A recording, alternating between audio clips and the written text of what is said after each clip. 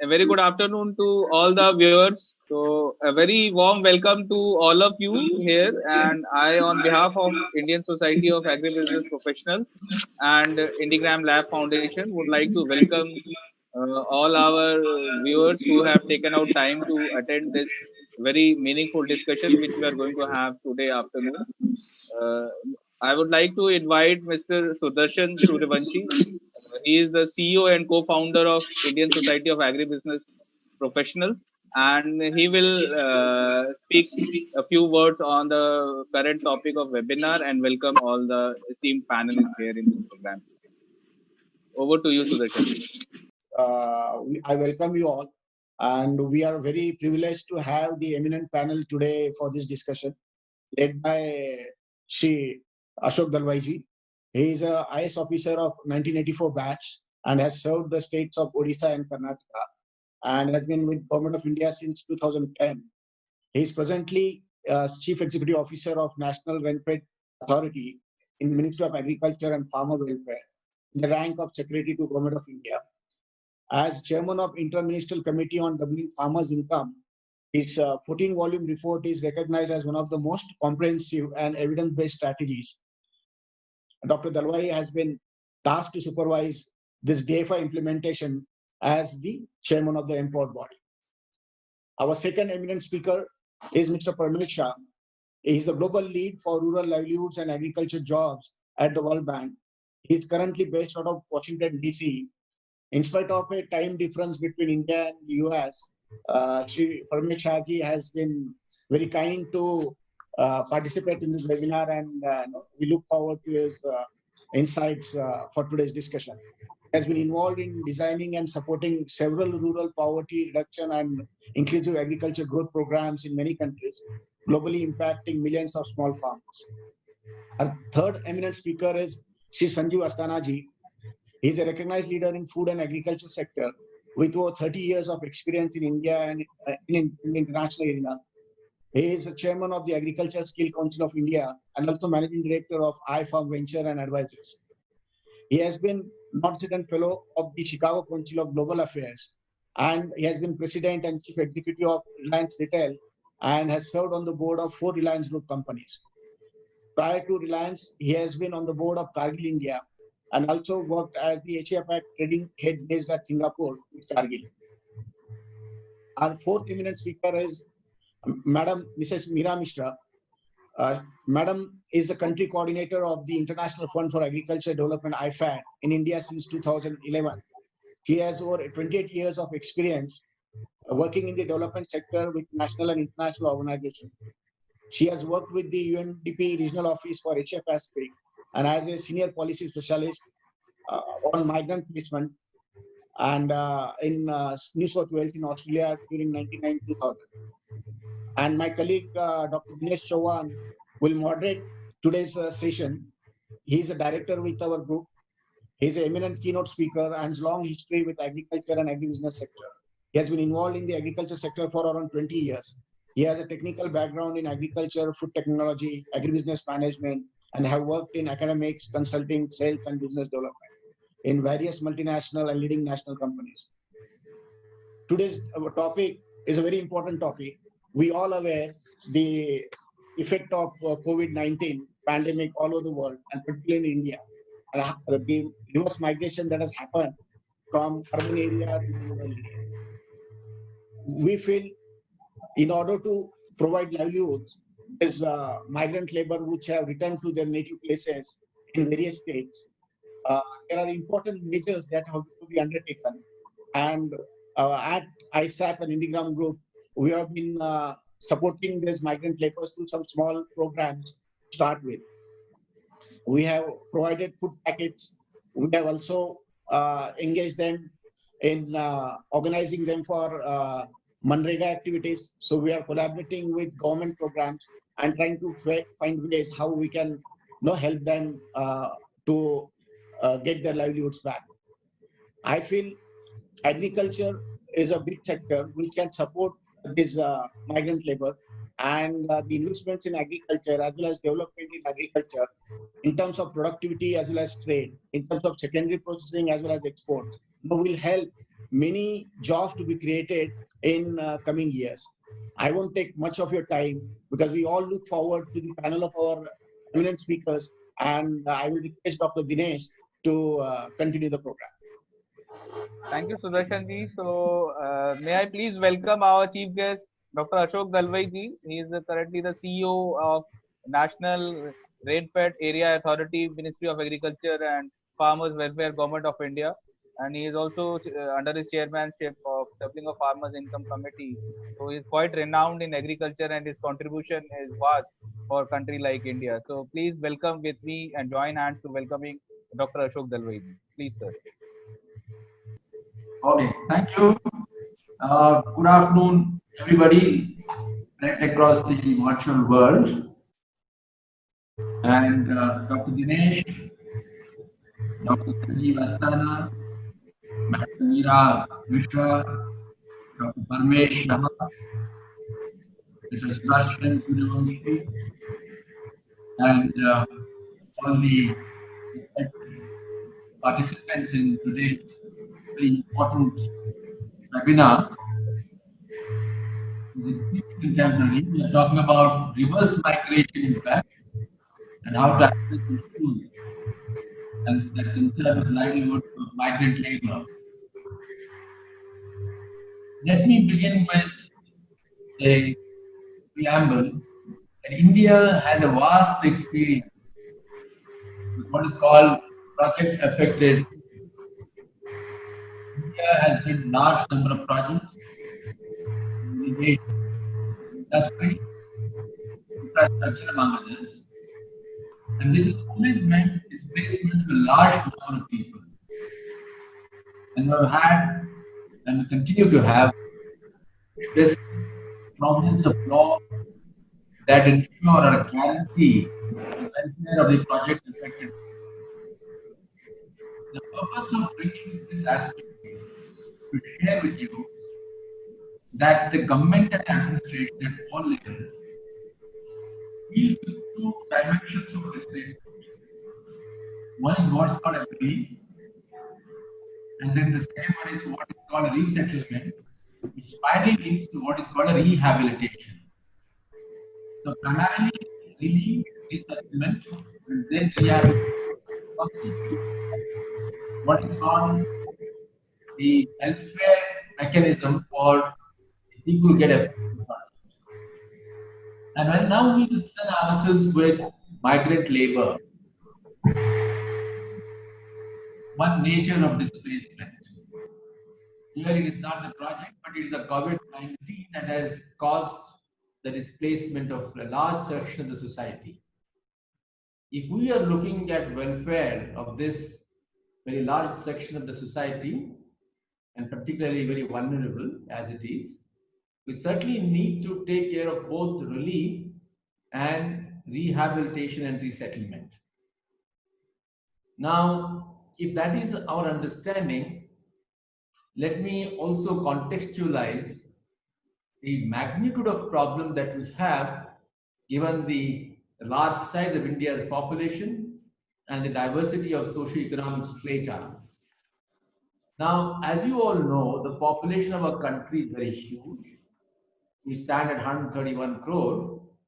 By 2011, we were 121 crore. And as per 2011 census, this whole population of the country was stratified into urban and rural. We had as high as 83 crore people living in rural areas and the balance 37 in urban areas. What is more important for us to know vis-a-vis this particular population is that of the 83 crore rural areas, we have 45 crore people who are working, who constitute what is called a working population. And that converts into 41% of the total rural population of this country. And in case of urban areas, it was 13 crore, which converts into 35% of working population in urban setting. Now we can extrapolate that from 2011 to 2020, and you would get more or less similar picture. If the population in the rural areas is higher, if the working population is higher in rural areas, what we must understand is that the degree of problem is likewise going to be very high. So now let us also look at what really happened in COVID-19 case. Now we must first take stock of the problem per se. Now there are different statistics relating to the migration. Now 2011 census put it at about 139 million intra and interstate migration, and that included both seasonal migrations as well as the more permanent nature of migrations. But 2017 Economic Survey of India put it at 9 million migrations per year. But there are also estimates which put this at around 200 to 300 million migrations. And when we now talk of 200 to 300 million vis-a-vis 139 million that 2011 census talked about, it takes into account the large number of seasonal migrations that happen during harvest, for example, or there could be also very temporary nature of migrations that happen for certain purposes. There are economic causes and there could be also social causes.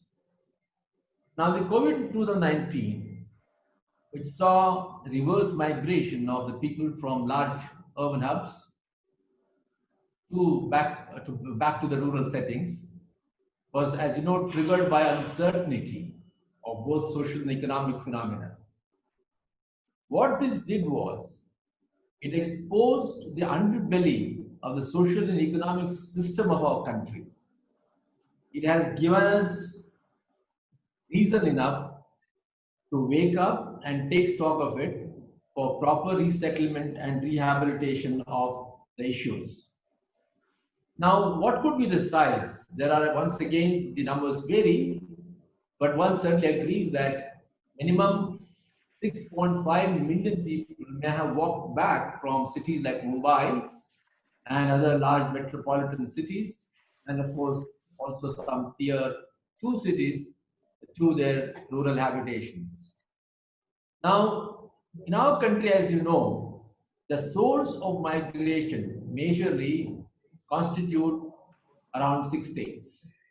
The first one, of course, is Uttar Pradesh, and then we have Bihar, we have Madhya Pradesh, Jharkhand, Rajasthan, Uttarakhand, and of course, Odisha. And the states that absorb a large section of this particular society are mostly in the western and the southern India, beginning with Gujarat, Maharashtra, Karnataka, Andhra Pradesh, Kerala, and Tamil Nadu. So this way, the nation gets integrated, but unfortunately not on an equal plane. The integration that's happening within the country is on an unequal plane, and that's a cause for concern. When these people walk back with great difficulty, and of course later on supported by the governments for the first time have begun to look at it in a more scientific and a rational manner. The states of Uttar Pradesh, Madhya Pradesh, Bihar, Rajasthan, and everybody else who are mostly the source of this migration have started looking at most scientific way of collecting the data. And mostly they depend upon house-to-house survey. And they have assigned this responsibility to Gram Panchayat, among others. Two good things are happening. The first thing, of course, is what is the nature of skill that these people possess? And second, what would be the number of these people? So that they are able to connect this mapped data point with the demand data point. The demand data point, of course, will come from the industries and service sectors, and also from the government's ability to create new jobs. Let's all remember one thing, that government has been live to the problem, the magnitude and the nature of problem. And therefore, we have relief measures, we also have rehabilitation measures. I think the two important relief measures came from what is called Pradhan Mantri Garib Kalyan Yojana. That was as early as March, April, and that constituted rupees 1.7 lakh crore worth of package. And that took care of the poor people, the assetless people, covering both landless agriculture people as also the labor engaged in industry and other service sector, including the small itinerant traders. And that, of course, took into account the migrant families too. I won't go into the details. If you like to know, I'll come to it later on. But the second important one is the Pradhan Mantri Garib Rozgar Yojana, which has just been announced, where this Rozgar Yojana is looking at a relief component, so that the demand trigger happens. You must appreciate this whole thing in the context of the rupees 20 lakh crore economic stimulus that has been announced by government. And all of that mostly people have been talking about as triggering the supply side, but the demand side is equally important that all economists and policymakers understand. So the relief measures per se take care mostly of the demand side. It's so important to pump prime the supply side and overall economy. So the Pradhan Mantri Rozgar Yojana, which adds rupees 50,000 crore to the already existing rupees 61,000 crore under the NRRA, is now going to create jobs whereby durable community assets combined with jobs for the able-bodied will be possible. And instead of spreading it thin, I think government has done well to identify those 6 states covering 116 districts where the demand for job is very high. And of these, 32 districts come in Bihar itself. So when we have this kind of combined effort by 12 ministries, so that different natures of jobs are possible to be created, we are doing 2 things. One is providing immediate relief to the people who are in need of jobs and purchasing power. And simultaneously, we are also creating infrastructure. This is something similar to the 1929 experience of the United States during the Great Depression, where the government pumped in huge amount of money and started building infrastructure. And large infrastructure that we see even today in America goes back to 1929 and thereafter. So I think India is really doing well by connecting the emergence of contingent situation with the long-term needs. And now let me come to another aspect before I close my talk. That we now talked about the relief that took care, for example, of the food security. It took care of the immediate money requirement, the cash requirements of the small traders, the roadside street vendors, the women, the divang people, the landless people, because direct money was transferred to the direct benefit transfer. For example, at the rate of rupees 500 for 3 months into the Jan Dhan bank accounts of absolute poor, or rupees 2,000 into the farmer's account by front loading what was supposed to be given in 2020-21. So I won't get into this detail, but I just want you to all be convinced that the relief, which meant that transferring liquid cash into the pockets of the large section of the society, which amounted to rupees 1.70 lakh crore, has been done. And then this Rozgar Yojana takes care of creating jobs and therefore transferring purchasing power. But I strongly believe that ultimately, as I started saying, that this particular migration has exposed the pockmark on the face of India's economic growth story of last 70 years, and therefore has shown us the underbelly, the poor underbelly of the system, is now to be addressed by creating permanent jobs. So under the Atmanirbhar Bharat, where the Honorable Prime Minister is talking about, yes, being self-reliant, but simultaneously not being firewalled in a modern world ruled by WTO. What we are talking about is to become self-reliant in terms of job creation and building robust supply chains, which will also get integrated with the global supply chains. That means we start exporting and not just create jobs for ourselves and purchasing for ourselves. So under this particular thing, the large number of jobs that can be created for migrant labor will depend upon 3 things. And I'll just list those things and then stop it. The first one, of course, is to map the skills of the people and start creating what is called jobs under the secondary agriculture. Why I want to talk to you about secondary agriculture is that though in the last 20 years, The economic structure of the rural India has undergone a transformation. It is no more right to say India's rural villages constitute agriculture economy. In fact, agriculture economy accounts only for 1/3 of the economic size of the rural sectors today. The other 1/3 comes from manufacturing sector of a small scale, and the balance 1/3 comes from the service sector. You must have seen if you go to the rural area, the landscape has changed now. Yet, this 1/3 of agriculture economy can be expanded into higher plane if we learn to use the natural resources generated on the farms and also in the neighborhood of the rural sector, in all the pasture lands and in the forest areas through cottage and village level industries. So secondary agriculture refers to that particular aspect where we are able to use the existing lag in the manpower and the land and add value to large number of agri commodities that are now going waste. So three types of agriculture, secondary agriculture that I would like to highlight, which have got great potential for creating jobs for the rural sector. One is what is called primary processing. That means we grow something, but we don't just sell the raw materials in the market. We start adding value. First primary process it, and then secondary process it, and then sell it in the market. And thereby, the farmers today who get not more than 185 days of job in a year on the farms will be able to utilize their human power much better. The second one, of course, is adding value to what is called a waste product. And this is what government keeps talking about, waste to wealth. For example, cotton stalk or a paddy straw, which can be used to create wealth. Paddy straw, you can use it to make it a substratum to cultivate mushroom. Or you can aggregate the fragmented, decentralized paddy straw on the small farms and then connect it with the methane plant where you can actually generate energy for the automobile sector. So that is a kind of activity. And the third activity, which has got great potential, is what is called alternate agriculture activities. And examples fructify in form of mushroom cultivation, beekeeping, etc. Just take the example of beekeeping.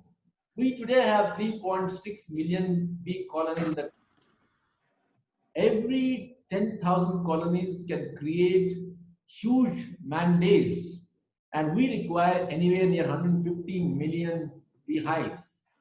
And if we can actually promote our beehives to 150 million, we will be able to create 1.2 crore number of jobs. So there are several activities in livestock sector, in fishery sector, in aquaculture, in horticulture, and the field crops, where we can create all this kind of what are called supplementary and complementary nature of jobs. So the short point is that all our landless agricultural labor, including those people who have migrated back to these areas, we need to support them through skills, technology, and capital. And thereafter, the marketing management, such that they're able to create value, and then start selling the market and find more stable jobs which are linked to agriculture, but they are not agriculture per se. And the third one, of course, is that we have to provide the labor, of course, the skilled labor for our manufacturing sector. If India wants to be self-reliant, then naturally the manufacturing sector, as also the service sector, have to grow. So yes, now there is a point of pain among the labor that we had let down the labor in our country. We had not taken care of their housing, we had not taken care of their welfare, we had not taken care of many things that they required in the metropolitan cities like Mumbai or Bangalore or Hyderabad or Chennai. Now, for the first time, that has been exposed. When these people go back to the metropolitan cities after some time, they will go back on new terms and conditions. And I think that's what the country has to give them. The industrialist has to give them. The new terms and conditions will be that they shall have a better living condition there.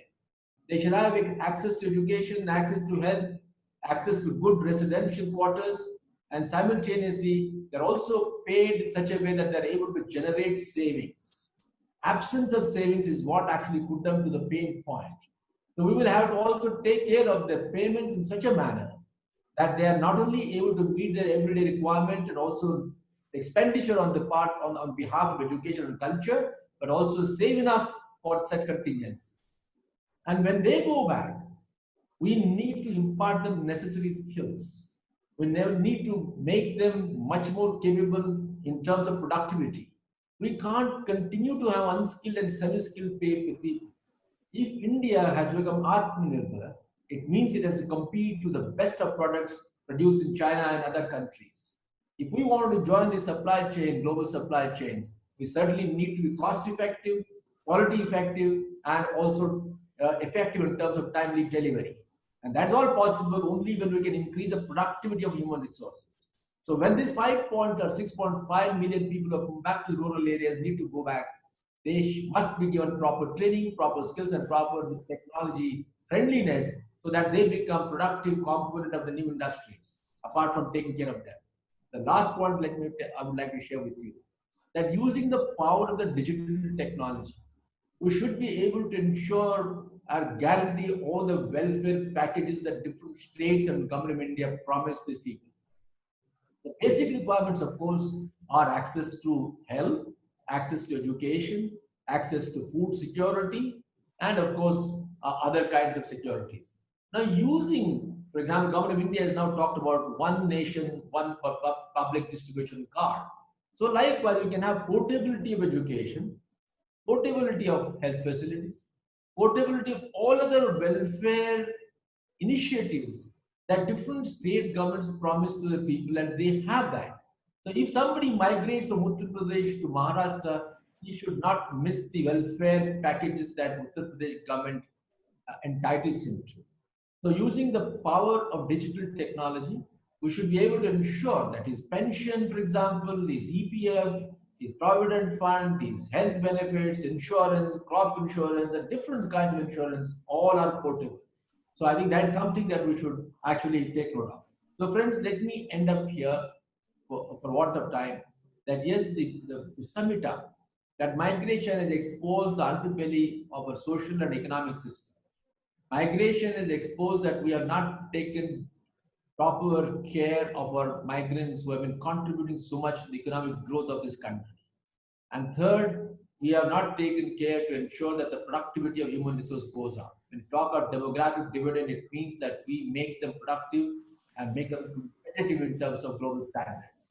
So we must now map all those things and then take care of the welfare and see that they are not that they are partners and they are not servile. The feudal mentality of India, which has been there for centuries, has to be broken. I think this has exposed that we must consider that this particular manpower is a partner in the industry, partner in the service sector, partner in the social transformation of this country. Only then we not have the recurrence of this kind of unfortunate event. So let us take this opportunity to recreate a new order for our country in terms of social and economic. Thank you very much. Those particular questions that have been shown against my name by Dinesh, I'll answer them after this have spoken for as we move on. Thank you very much. Thank you, Dalwai Saab, and thanks a lot for throwing light on the very relevant topic. And I'm sure that productivity improvement is one area which you have rightly said to make Bharat Atmanirbhar. And definitely the migrant laborers are a very big resource for a country like India. So coming back to the session today, let me brief you all about what we have got participants in this webinar from all across India and overseas as well. And we have been seeing that there has been overwhelming response both on this platform as well as Facebook. We have more than 350 plus people live on Zoom right now, and roughly around 750 plus people have already registered for this program, and 750 plus people are there on LinkedIn event pages as well. So it's a huge number which is watching live. We are also live on Facebook, so anybody who has been dropped out of this event from Zoom platform by mistake, he can even log into Facebook. They are facing difficulty in joining in here. अगर किसी को यहाँ पे सुनने में समस्या है तो वो फेसबुक लाइव पे हमारे इंडिया एग्रीकल्चर प्रोफेशनल प्लेटफॉर्म पे जाके भी इस इवेंट को लाइव देख सकते हैं. So can you share my slide, please, Gaurav, if possible?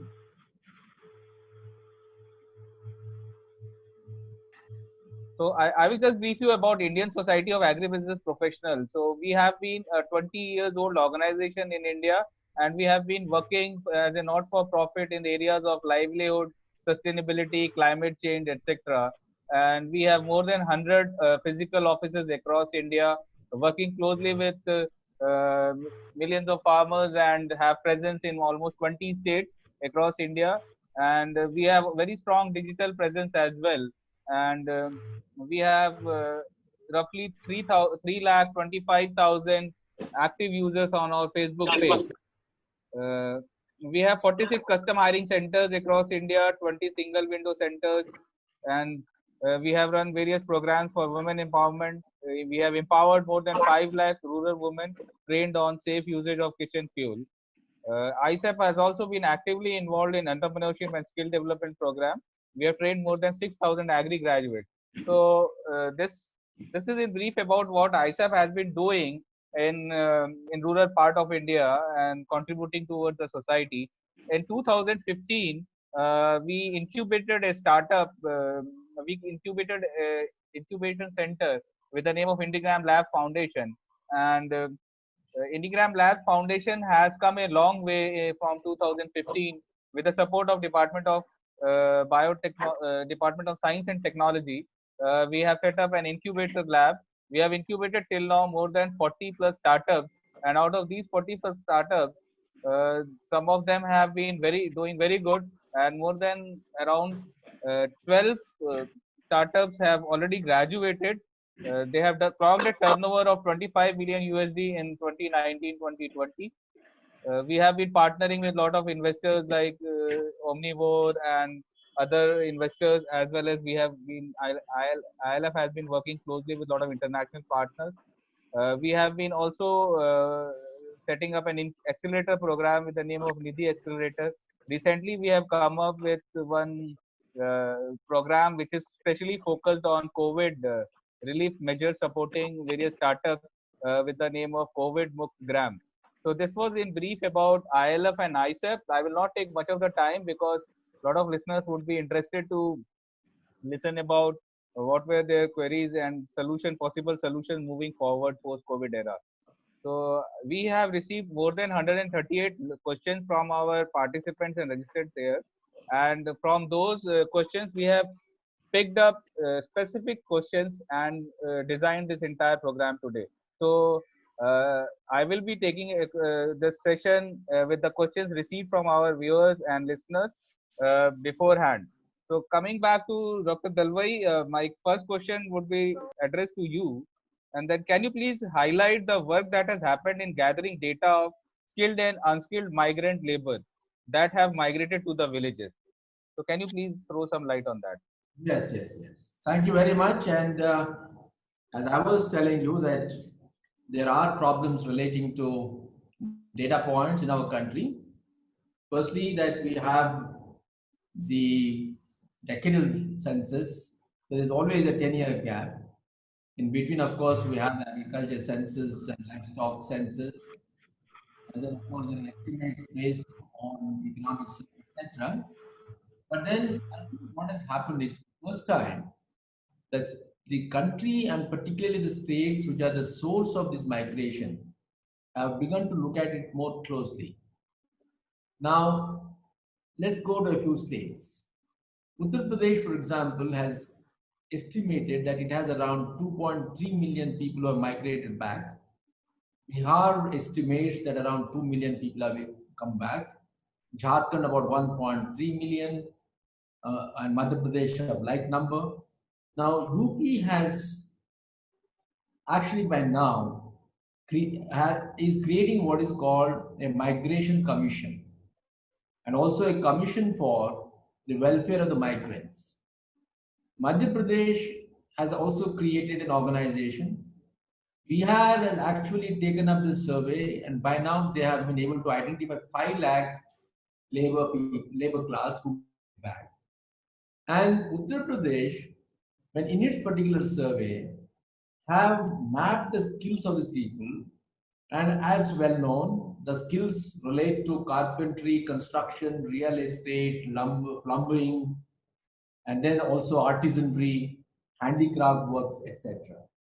They have been able to link up the particular skills with the industry demand. And industry has already given a demand for 5 lakh labor, and they have started mapping those people. Likewise, Bihar has also started linking people to job creations. And the good thing that has happened is that governments for the first time have taken up a survey and then linking that survey based, of course, on the two parameters of number and skills to the demand centers like industry. However, the problem would be that since we do not have enough jobs in the industry that may be able to absorb this large number, the governments are now focusing on skill development and creating alternate jobs. And alternate jobs would lie, of course, in cottage industries, village level industries, and reviving the MSME sector. So the good thing is, of course, that as a part of the Atmanirbhar Bharat, there was a special mention about reviving the MSME sector. We have nearly 4.5 million number of MSME, and the government has taken steps first to infuse them with liquidity, and the second one is to also slightly alter the meaning of NPA or the stressed assets so that they are able to avail of the loans from the banks. Although the banks will not give them loan as long as they're NPA, but some kind of a credit guarantee and simultaneously also a kind of a waiver so that the banks do offer them the loan. And MSME package also includes not just giving them loan to cover their operational costs, but also to promote what is called promoters equity. Because many times in case of NPA, the equity is lost and they need to borrow to rebuild their promoters equity. So all this thing has been taken care of. So there's certainly today Rajasthan, Jharkhand, Bihar, Madhya Pradesh, Uttar Pradesh, and Odisha, these states have already taken the steps to actually survey the numbers, and they have given the responsibility mostly to the Gram Panchayats apart from the revenue department officials, and then taking up this particular initiative. So I think that would be sufficient for the time being. If everybody has got more clarification he's seeking, we can always address this thing. Okay, thank you.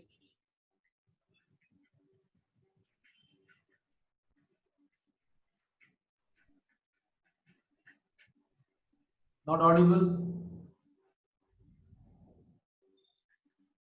Thank you, sir. And my second question to you comes to Dr. Dalwai, that migrant labor issue is being faced by labor surplus states like UP, Bihar, Jharkhand, Rajasthan, etc.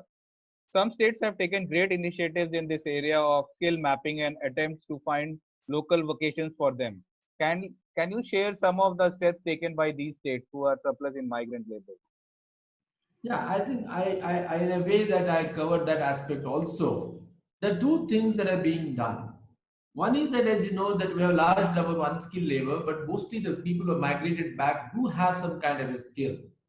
Now, in the rural areas, though there is an additional pressure that in migration has or reverse migration has brought in. As it is, there's a huge density of population. I told you that 45% of the of the total population in the rural area is a working population. There is demand for already job. Agriculture is not in a position to absorb these people. We therefore have to create additional jobs.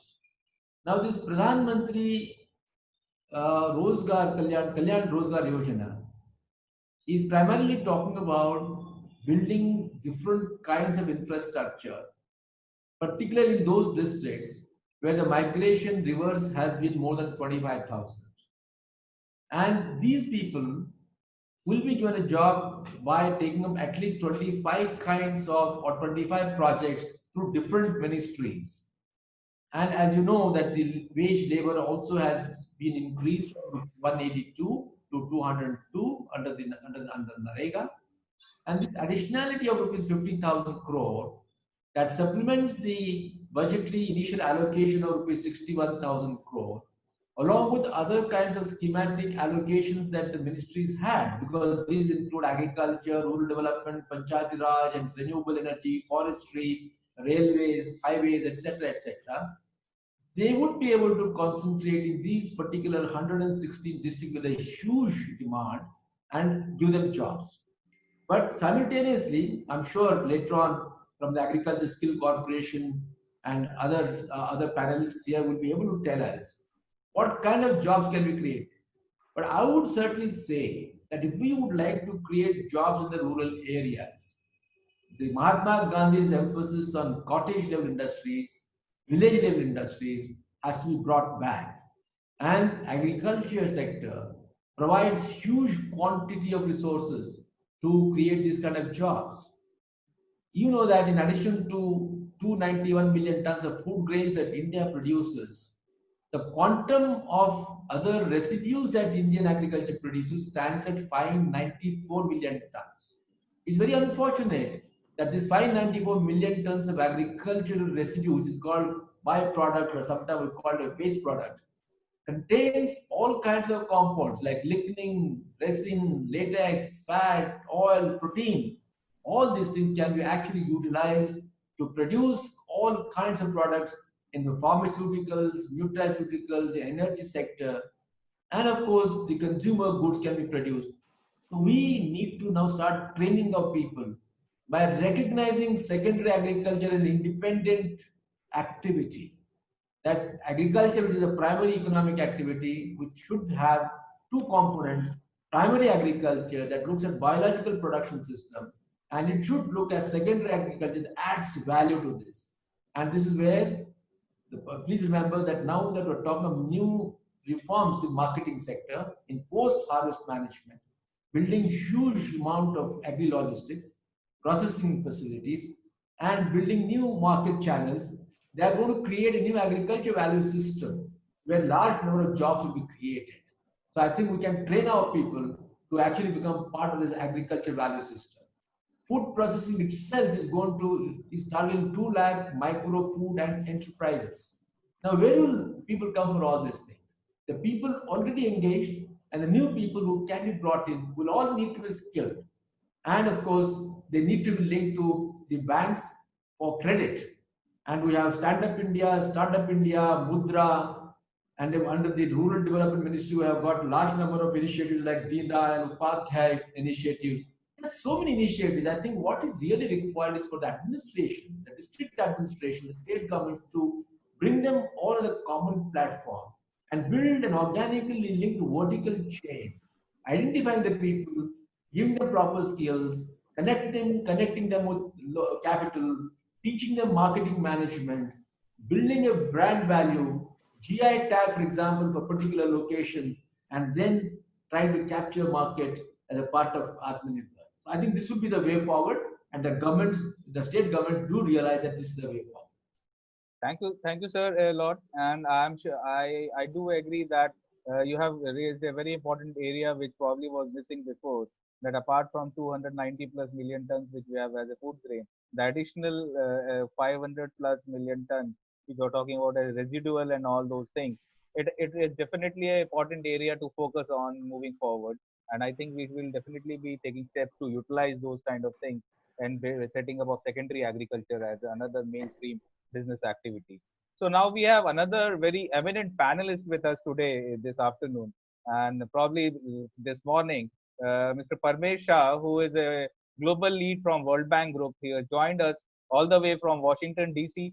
A very good morning to you, Shah sir, from all the way from New Delhi. How are you, sir? I'm fine. Thanks, Dinesh.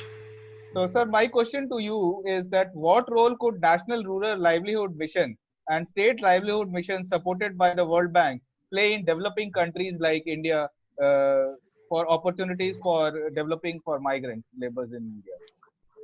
So, thanks, Dinesh. So, I think clearly the big institutional platform, an ecosystem of 350 million women, which have been set up under National Rural Livelihood Mission and state missions, really was the first responder in the COVID crisis. You will be surprised to know that already 190 million masks have been made by these women in decentralized units all over India, basically, and millions of liters of, uh, you know, hand wash, sterilizers, all have been made by these women. PPE equipment, you name the product, and those products are made. And because they have the financial capacity, they all have savings of more than $2 billion. They are clients of the banking system, and they are having loans of $35 billion from all private sector and public sector commercial banks, microfinance institutions. They didn't wait for the government. They started doing a lot of things with their own resources. And they ran almost like 28,000 community food kitchens to supply food to the migrants which came back. But now coming back to what we require in terms of recovery is, I think, first thing which these missions are doing, they are doing a lot of counseling to all the migrants, basically, on what they should do. So I think apart from the digital resource, which is a very helpful thing, which Bihar, UP, Jharkhand all have built, and I am seeing data what is coming out of those places. Clearly, when you ask those people what you want to do, 40% want to do agriculture, 15% want to do animal husbandry, and rest of them want to do enterprises, self-employment, and all those things. So there is clearly a felt kind of they have some perception of what they could do. But I don't think we can go with a single strategy here. So I think this is a time, as Ashok also rightly said, is to create a micro enterprise ecosystem in our country, which allows these people not to go at only for the jobs, but have an option of creating a large scale incubation for micro enterprises. So I was talking to the Bihar mission yesterday, and they have now trying to create an incubator for 50,000 micro enterprises. And they are really doing and creating a mentorship architecture for that, involving a lot of other civil society organizations and agtech incubators, all those startups to come and really create an ecosystem for micro enterprises. Second thing is apprenticeship. I think what we need is, I talked to also yesterday number of SMEs in Bihar, Jharkhand and all. They say they are starved human capital. All the human capital starts going to Gurgaon and southern areas. The SMEs don't have good quality human capital in this place. So you need to create an apprenticeship program to allow these people to work with SMEs. And we are talking about a stipend kind of a model, a new model of a rural apprenticeship program in which a lot of these people will then be able to work with SMEs to gain experience before they go into enterprise. Because you can't start an enterprise of your own. You need, the German model or the other models where you have a huge culture of apprenticeship which is built up there. So I think this is the time for India to invest in the apprenticeship and incubation in a big way. So I think these state missions will do that. Apart from that, I think we got a proposal yesterday from Intellicap, one of the advisory companies, to develop an Uber platform for all migrants, which will allow them to do job matching, job search, and negotiation, rating of employers and employees, and also transactions in terms of what Ashok was saying, that they are not able to save. And because the savings was so low, you are not able to do it. The second thing we are doing is we had funded a migration resource center in Gurgaon for all the migrants from Bihar in a public-private partnership model, where 15,000 migrants were provided end-to-end services in terms of counseling and all that. So we need these kinds of architecture now. And I think clearly the urban livelihood programs and rural livelihood programs have to work together. And I call this a new rural kind of programming. We need to realize that migration is going to happen. India is a country with largest internal migration in the world. Apart from China, I think India's internal migration is the highest in the world. But we don't have institutions, systems, and to work with that. So I think Bihar government has decided to expand the migration resource center model, which we had piloted now to about 100 locations all over the country. And I think this will be the first time when a state government will invest in something which is happening elsewhere. And this is what has not been thought, that spatially you have to look at the pattern of livelihoods and then design institutions related with that. So counseling, mentoring, coaching, and then incubation, entrepreneurship. I think we need to bring all these things together in a very different way and take a more rural kind of thinking, that it's not rural. So another decision taken by Bihar yesterday is to work on now tier 3 and tier 4 cities, rather than only work on rural livelihood programs. So tier 3 and 4 cities, I think, have not created the kind of opportunities and the enterprise economies kind of unassisted migration, which really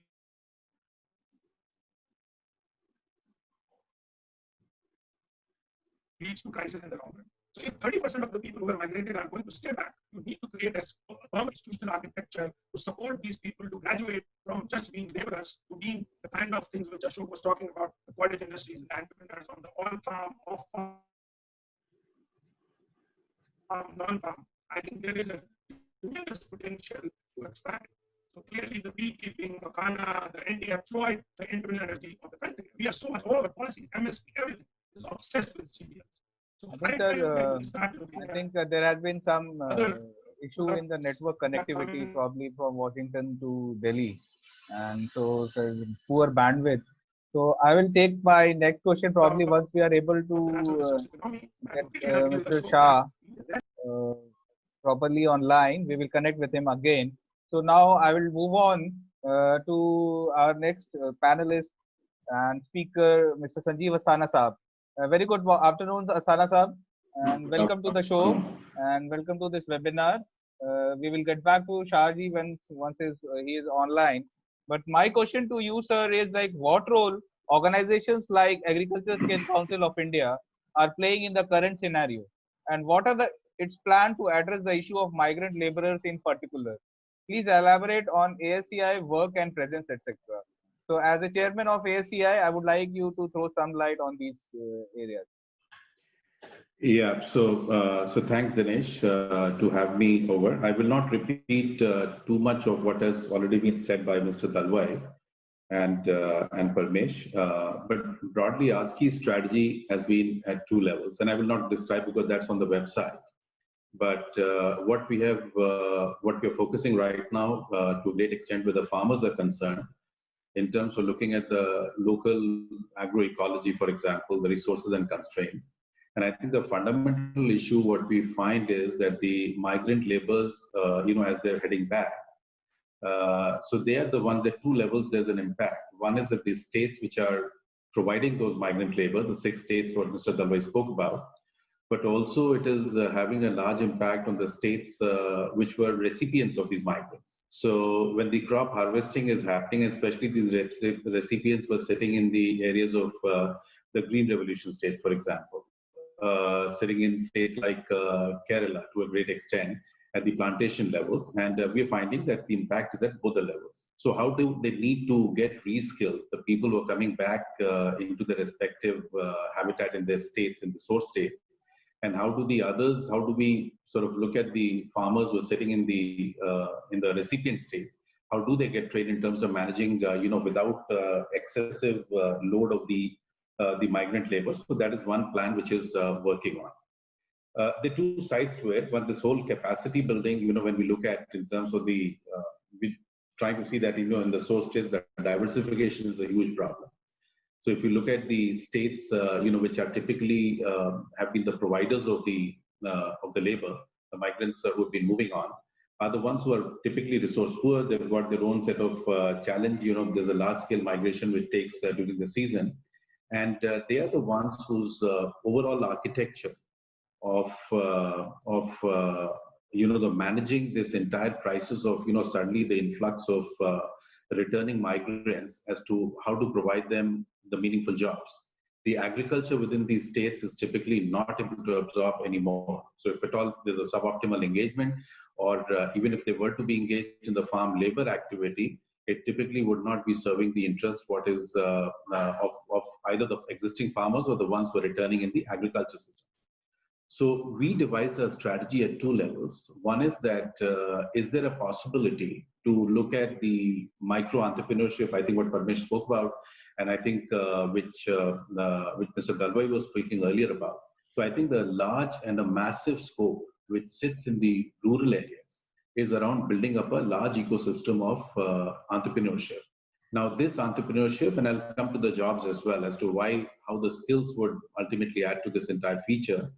But the problem is that when we look at food processing as a sector, when we look at the basic value addition to the agriculture produce what is coming out, if you look at the integration into the supply chains, if you look at the emerging areas like the banking correspondent sitting in rural areas, the distribution of insurance products as the financial inclusion is taking roots, the commodity risk management areas which are emerging, as the technology takes deeper roots into the agriculture ecosystem and moves to tier 3 and tier 4 habitat systems, there is a large opportunity which is waiting to happen. So at one level, you talk to companies when you sit at the bank boards and you see is there a skilled manpower available to take their products to the rural areas? They're simply struggling to find the right kind of people who are skilled properly. If we look at the opportunity where entrepreneurship can get created in areas like the risk management for the agriculture crops, looking at the basic level of processing, etc., you find that simply people are not there in the rural areas. And at a third level, most of the value addition which is happening at a small, aggregators, for example, in the high value agriculture areas. If you look at the basic supply chain activities, if you look at the basic level of sorting and grading facility, there are so many hundreds upon hundreds of specific vocations where small businesses can be set up, who in turn become the catalyst to hire further 4 or 5 people in each of their enterprise.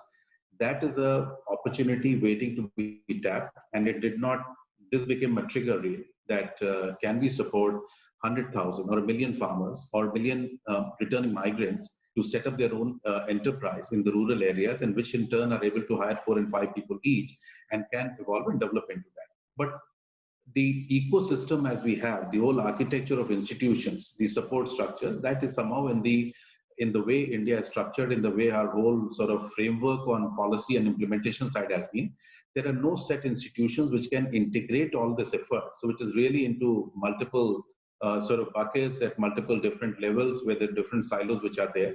How do we integrate these institutions? What kind of systems we are able to put in place? Is there a digital possibility of, at one platform, they're able to participate, they're able to get all that information, what is required, but the information is not the issue today. Any smart, people who are digitally connected are able to get that information. I think the key part, what we really need is the handholding, skilling them, handholding them, and seeing them through the journey of the life cycle of building up their enterprises in the rural areas. And I think that is ultimately what Agriculture Skill Council is working on. We're working with series of state governments. We are looking at, educated, the youth, which are either the school dropouts, which are the ag graduates or typically college going who are not finding enough jobs, to really work along with them that in the high value agriculture area, which is really 75% of the agriculture GDP in India, areas like mentioned was beekeeping. But I would say that whether I look at beekeeping, we look at bamboo, we look at dairy, we look at horticulture, we look at medicinal plants, aromatic plants, organic. I mean, there are employment intensity and the income intensity in terms of the amount of income per hectare of land, what you can derive out of that is nearly 4 times more than the cereal farming. And to that extent, Agriculture Skill Council of India is working very closely with the state governments, is working with the banks, is collaborating with the training partners as to how they can take up this on a more platform-oriented approach. But our own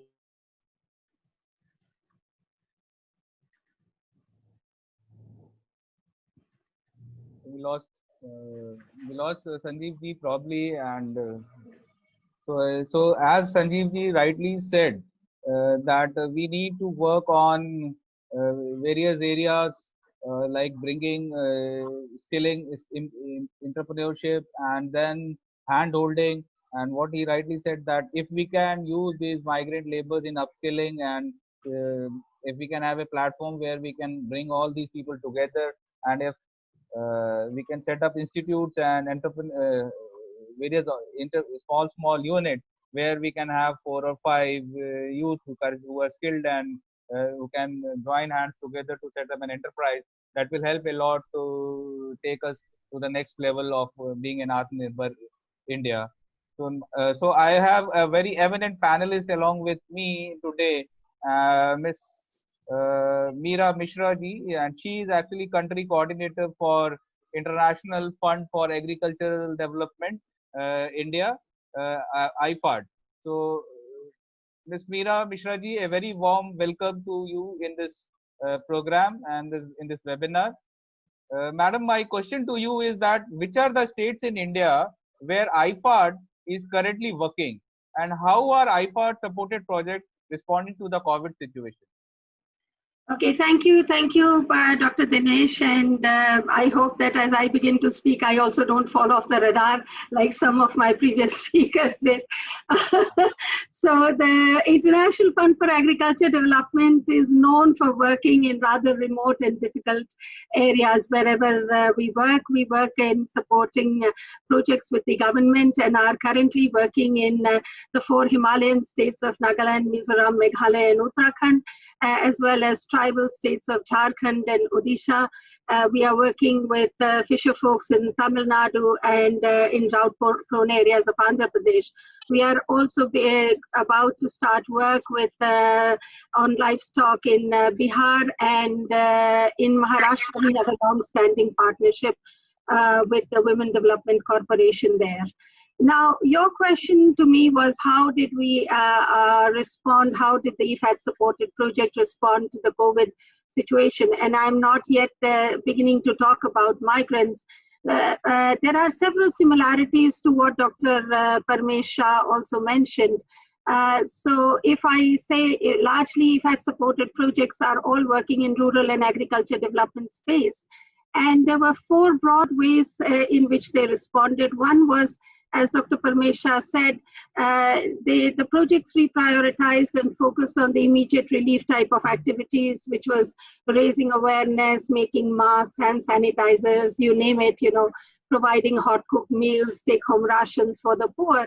And I particularly want to acknowledge, the kind of social responsibility that even self-help group and their federations feel.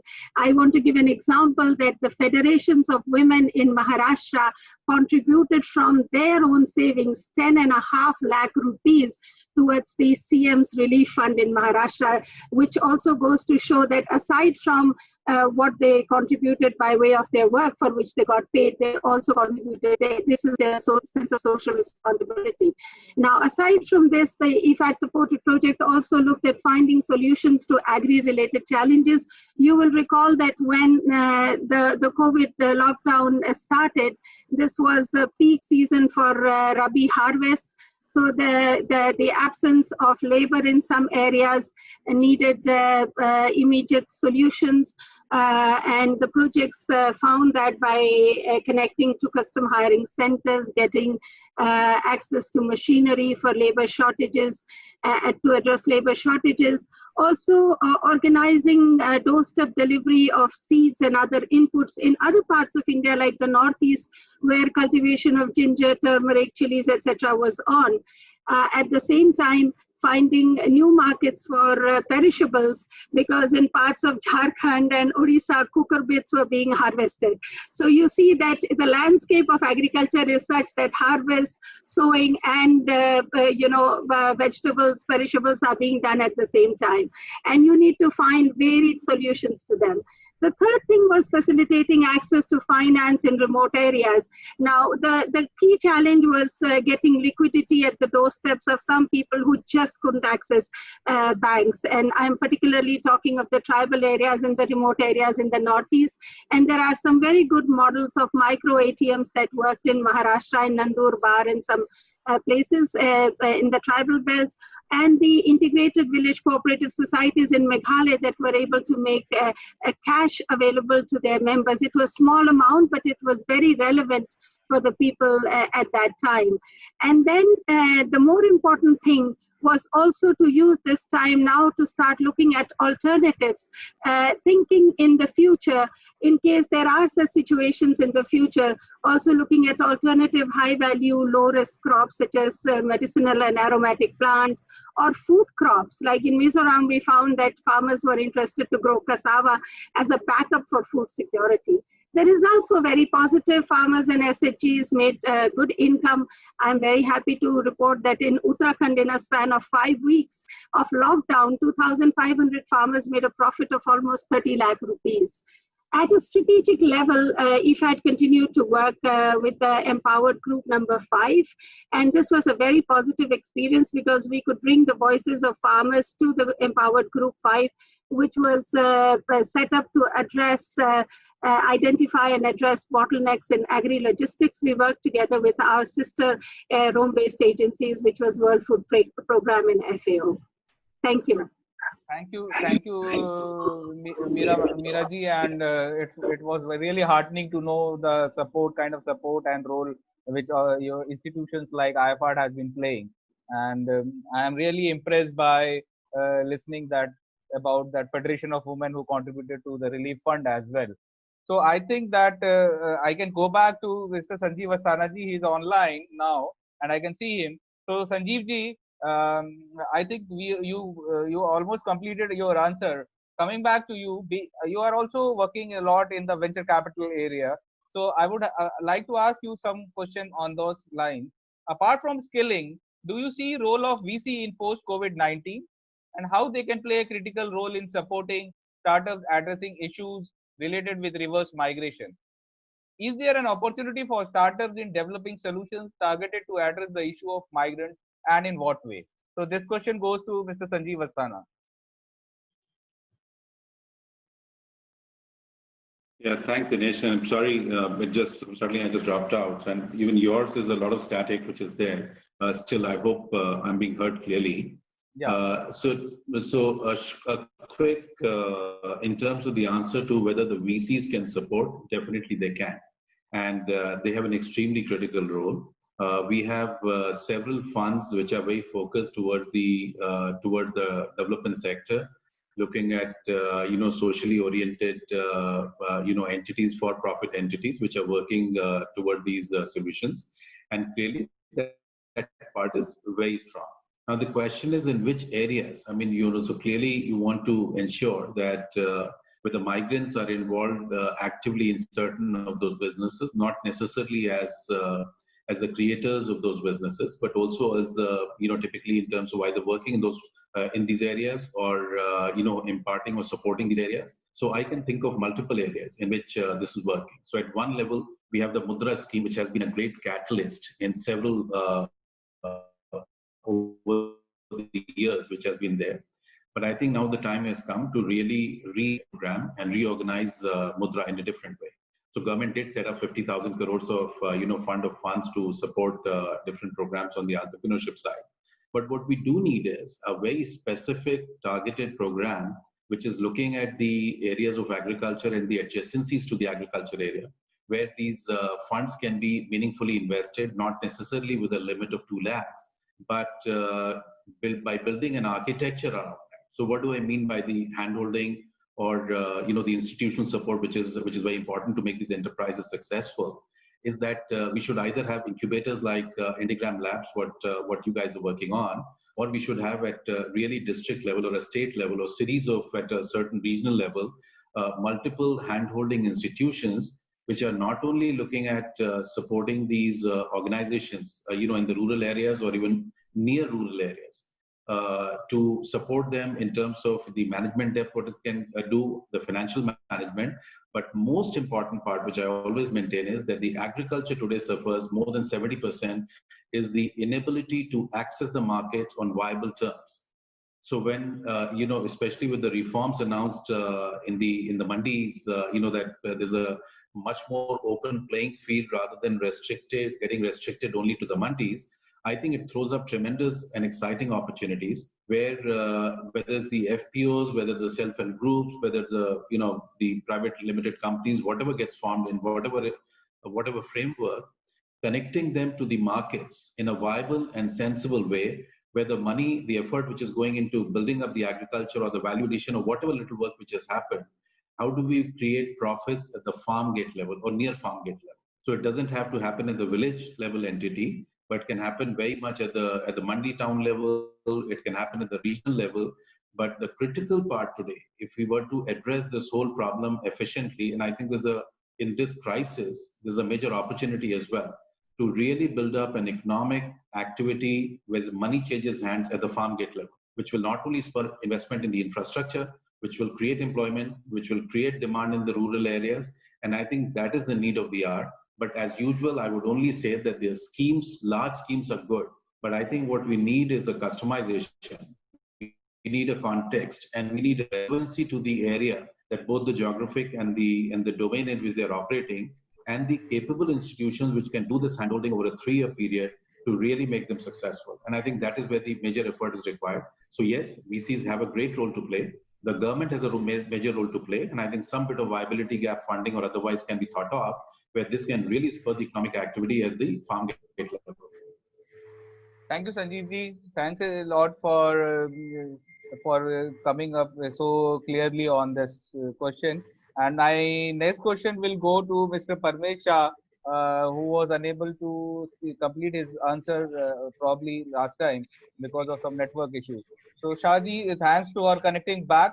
And my next question to you is, what role startups, incubator, and the AgTech ecosystem should play in reviving the rural economy? Shah ji.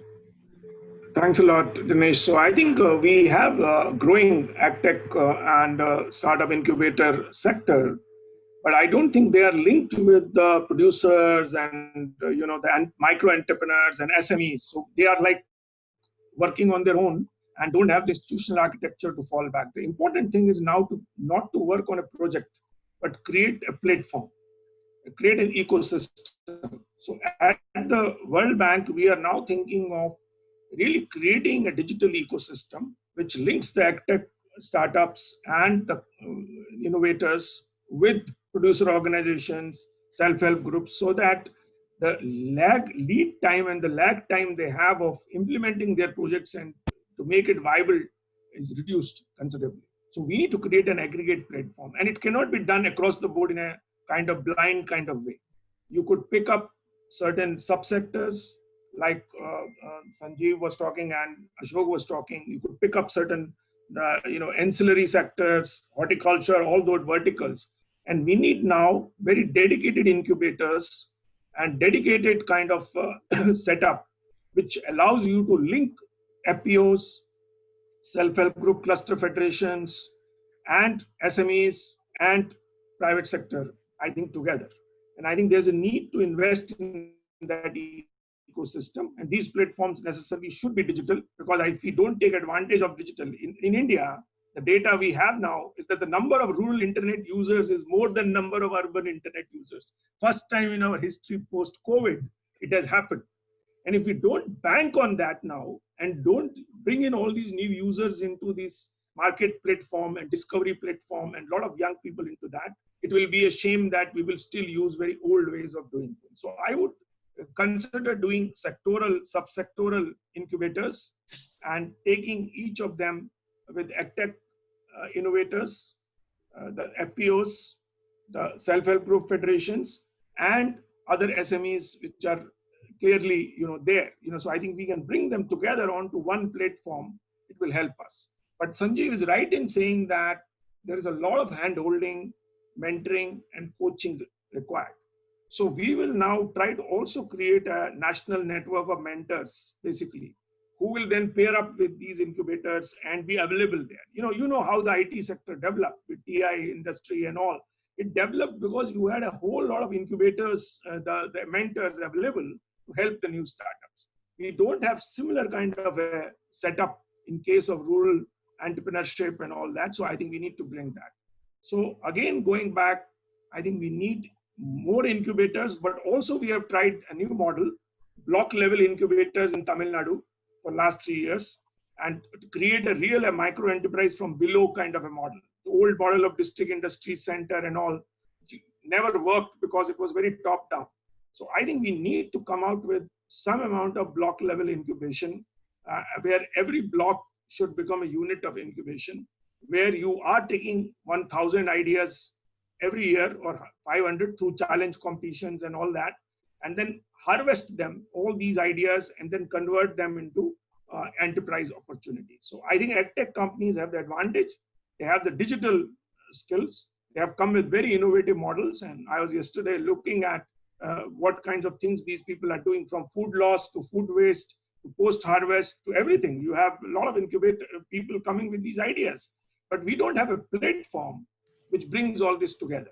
So the problem is that move away from schemes. I think the scheme obsession with cereals, I think this, if we get out of this and come out with on-farm, off-farm, non-farm as a big kind of, kind of a wider base of diversity in terms of choosing for enterprise opportunities, and move away from schemes to create platforms, I think it will be a good thing. And I think we are talking now with Ministry of Agriculture also on investing in such kind of a platform now, a market intelligence platform, e-commerce platform, and then a digital platform which brings all this together. But I think it cannot be done by World Bank. I think there is a lot of partners required, and I think what we are doing in Indigram and all, a lot of those efforts have to come together in terms of I would call it some kind of a national mission for incubation now, basically. I think we had something happening on Atal Innovation Mission and all with Niti Aayog did, but I think we need a very dedicated effort on agriculture. Otherwise, all the marketing reforms we have done will be of no use if we don't accompany this marketing reform with this new investment in incubation and all that. So I think go away from schemes, start creating platforms, start investing in an ecosystem, because schemes don't help you. Schemes evaporate when crisis comes. Schemes don't work only they are more like a patchwork. So I think my recommendation clearly is that we would be interested in creating a platform, and we would like to work with like-minded governments and all. We are talking with Bihar government, we're talking with UP government, we're talking with all these governments to create a platform of this side. So I'll stop at there. Thank you. Thank you, Parmesh, and very well said that move away from schemes and set up a platform and ecosystem. So coming back to Meera Mishra ji from IFAD, my next question goes to you, ma'am. What role do organizations like IFAD play or can play in addressing the issue of returning migrant laborers in the short term and long term? Okay, thank you, Dr. Dinesh. Now, in terms of what role they can play or they have been playing, so as a financing organization, IFAD has been focusing on, which focuses on rural and agriculture development. A key thrust of IFAD supported projects has been on developing very strong local community institutions. You heard Dr. Parmesh talk about the wide network of SHGs and federations developed under NRLM. IFAD supported projects have also developed, focused a lot on developing very strong networks of SHGs, their federations, community managed resource centers, livelihood collectives, farmers interest groups. But the focus is a lot on the quality of these groups and the cohesiveness of these groups. Now, during lockdown, what we saw is that such institutions play a very, very critical role at the last mile, especially when it is hard for staff to move. We have seen how these community organizations worked with local administration to arrange safe passage for migrants. Small but very effective initiatives in Jharkhand, Odisha, Uttarakhand, Maharashtra, Nagaland were taken, which included preparing and managing even quarantine facilities together with the Gram Panchayat team, making available hot cooked meals, counseling for family members, again, as Dr. Parmesh was speaking about. Organizing community kitchen, grain banks, etc. This also created a market for local farmers, by the way. Also, project teams, how IFAD supported projects can help in the migrants issue was that the project teams were very involved in the skill mapping of returnee migrants, particularly in Odisha and Uttarakhand. You heard Dr. Dalwai talk about the difficulties of data collection, the granularity of data. So sometimes having feet on the ground is very helpful. Now, these community organizations help in information dissemination, they help in convergence of schemes, and they are very, very effective for socioeconomic integration of migrants. Now, when the returning migrants are there, they are in the front line of this work. What more can be done?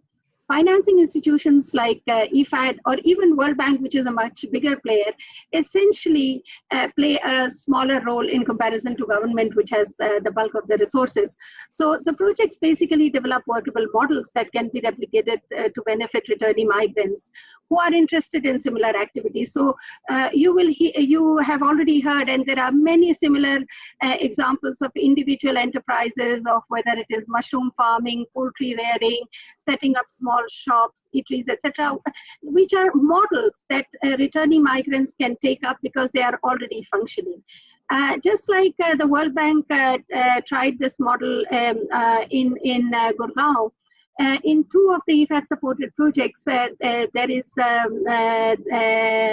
currently ongoing experiment with what we call rural business incubators in Uttarakhand, and Prime, or promotion of innovative and market-driven enterprises in Meghalaya, which are basically one-stop shop for rural communities who are interested in setting up enterprises, which basically connect them to technical training, as well as business development training, as well as facilitate access to finances and access to markets.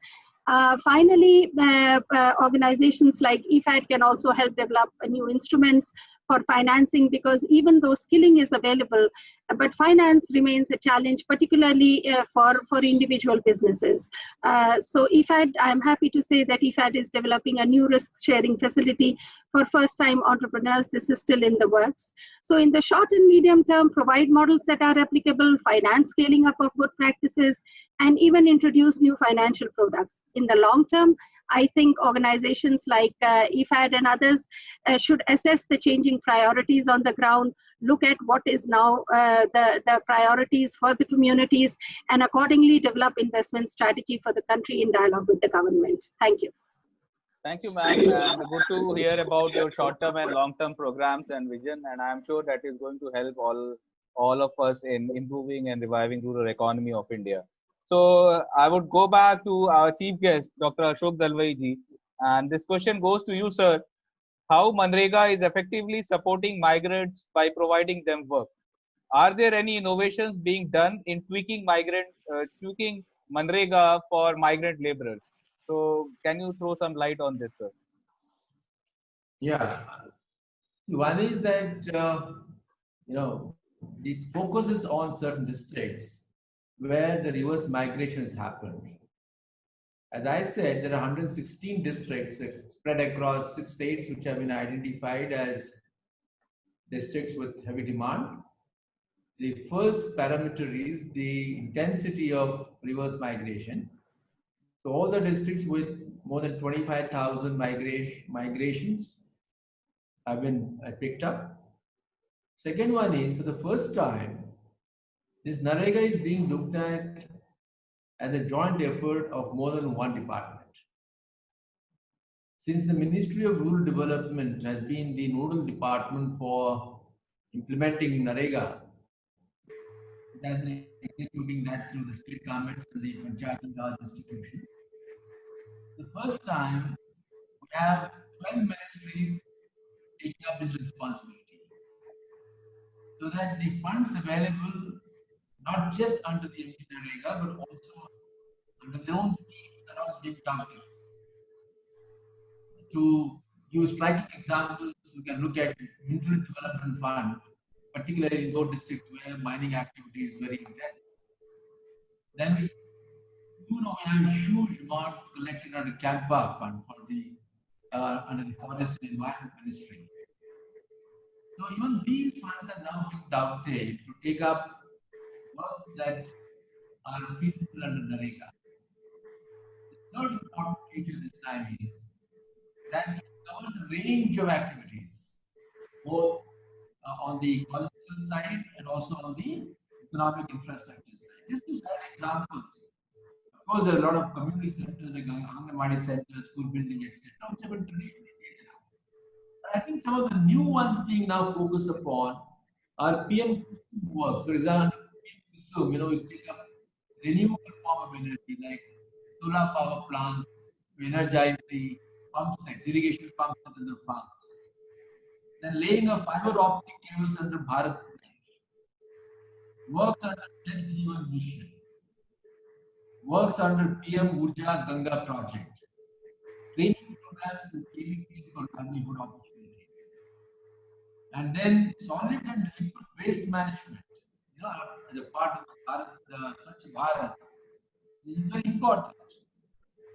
And then of course, water conservation, soil conservation, they all traditionally taken up from NRRA. I won't go to those. So I think this time what is happening is that the cafeteria of activities being taken up is pretty wide. Looks at soil conservation, water conservation, ecological rehabilitation, and of course agriculture and horticulture activities. But then the kind of activities, the programs that I spoke to you about are something new. And the fourth one, of course, is that it is talking about the material component and also the unskilled labor component.